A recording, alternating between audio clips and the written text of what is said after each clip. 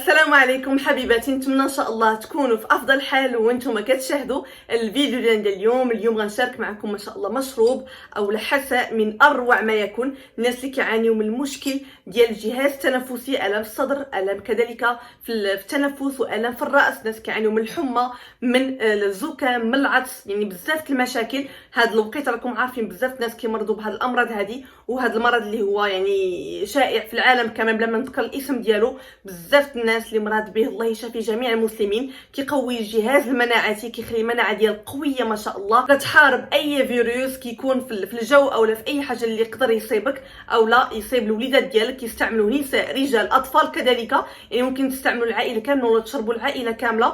ما شاء الله رائع جدا، زائد المذاق ديالو غزال بزاف، شي حاجه اللي هي اقتصاديه وطبيعيه، والمذاق ديالو غيحماقوا عليه الوليدات، يعني شي حاجه اللي محببه، مذاق اللي هو محبب، ماشي شي حاجه خايبه.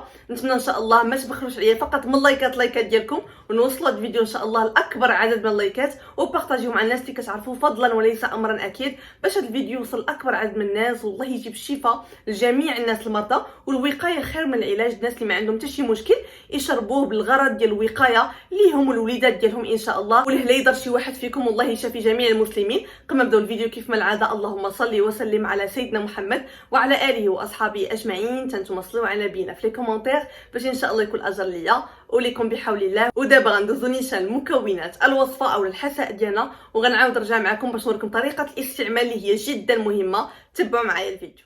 على بركة الله حبيباتي، غنبداو في مكونات الوصفة وطريقة التحضير ديالها اللي هي سهلة جدا، وصفة اقتصادية وفي متناول الجميع، كيف ما كنقولوا ديال بنات الشاب ولاد الشاب، يعني اي واحد ممكن يستعملها ويدير الولاد ديالو في هذا الفصل هذا ديال الخريف، وكيكون الجو مبدل، وبزاف الناس اللي كيمرضوا بهاد الامراض التنفسية بصفة عامة، كذلك هاد الفيروسات اللي كاينين دابا، بزاف ديال المشاكل. هاد الوصفة هذه غادي تقوي لكم جهاز المناعة ما شاء الله. اول مكون عندنا اللي هو البصل الاحمر، ما تستعملوش بتاتا واطلاقا داك البصل العادي الابيض اللي كنستعملوه في الاكل. استعملوا هذا البصل الاحمر اللي كنستعملوه، كيكون مجهد شويه وحار على هذاك البصل الاخر. هذا البنات هو اللي رائع جدا للزكام، الناس اللي عندهم مشكل ديال الجهاز التنفسي، الناس اللي عندهم مشكل ديال الحمى الشديده، الم في الراس. الصراحه البصل الاحمر دواء ما شاء الله لبزاف ديال الامراض. الحمد لله على هذا المكون الرباني اللي ما شاء الله كيعطينا نتائج جدا مرضيه. هذه الوصفه هذه من الاستعمال الاول غادي نتلاحظوا الفرق بالنسبه للناس المرضى، الله يشافي جميع المسلمين.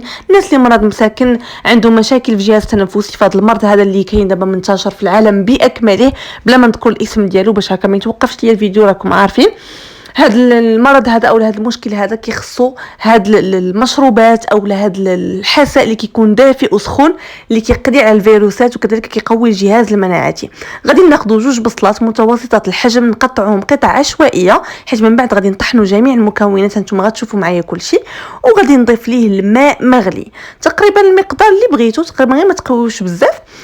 تقريبا نعطيكم جهد ديال واحد 4 الكيسان كبار من الماء يكون مغلي مع 2 بصلات متوسطين في الحجم. صافي، وغادي نضيف لهم المكون الثاني اللي هو الباديان او نجمه الارض او نجمه اليانسون، على حسب كل واحد شنو كيقول لها. حنا اغلبيه كنقول لها الباديان، نجمه الباديان. كاين اللي كيقول لها نجمه الارض، وكاين اللي كيقول نجمه اليانسون. هذا المكون هذا ما شاء الله دخلوا عافاكم، انا نطلبكم باش تدخلوا تقراوا على هذا المكون والفوائد ديالو بالنسبه للجهاز التنفسي. الناس اللي عندهم مشكل الزكام، العطس، الالم في الراس، هذا المكون معجزه سبحان الله. كذلك المكون الاخر اللي هو القرنفل او المسمار، الغني عن التعريف. راه معروف القرنفل بالنسبه للناس اللي عندهم المشاكل ديال الامراض التنفسيه، اللي كيعانيوا من التنفس ديالهم ضيق بزاف. قرنفل ما شاء الله غزال بزاف لهذا المشكل هذا.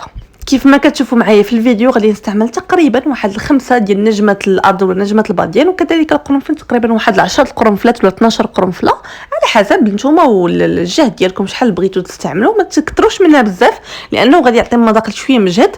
قد ما قللتوا شويه قد ما كيجي المذاق اللي هو ما باينش بزاف، او ميم طون كيعطي واحد النسمه زوينه بزاف في هذا الحساء. واكيد لابد نسطر عليها انكم تكونوا غسلتوهم مزيان كيف مشوا معايا انا، راه غسلتهم وصفيتهم في ديك الصفيه عاد باش رميتهم على البصل والماء صافي، وكنخليوهم يتبخوا مزيان مزيان مزيان لمده واحد 15 دقيقه تقريبا، وعلى نار مهيله. اكيد ما تجهدوش العافيه بزاف. الجهد اللي غطيف فيه ديك البصله صافي كتبال، واللون ديال الماء كيتبدل كيف ما شفتوا. من بعد ما داك اللون ديال الماء كيولي اصفر والبصله صافي كتحسوا بها طابت، كنحيد هذيك نجمه الارض، كنقيها من جميع هذيك نجمه الباديان وكذلك القرنفل، كنخلي فقط البصل والماء وكنمشي نيشان. كنخلي اكيد يبرد واحد شويه باش هكا ما نخرجوش على المولينكس ديالنا ولا الطحال الكهربائي باش ما يخسرش لينا. صافي وكنطحنوا مزيان مزيان. انا راه كتبان لي واحد القرنفله تما كتجري، راه هربت لي قبيله ما شفتاش، راه كاينه ماشي مشكل، بالعكس كتعطي مذاق زوين. الا بقات لكم هكا شي قرنفله ولا شي حاجه ما كاين باس، غير هو ما تخليوهمش كاملين.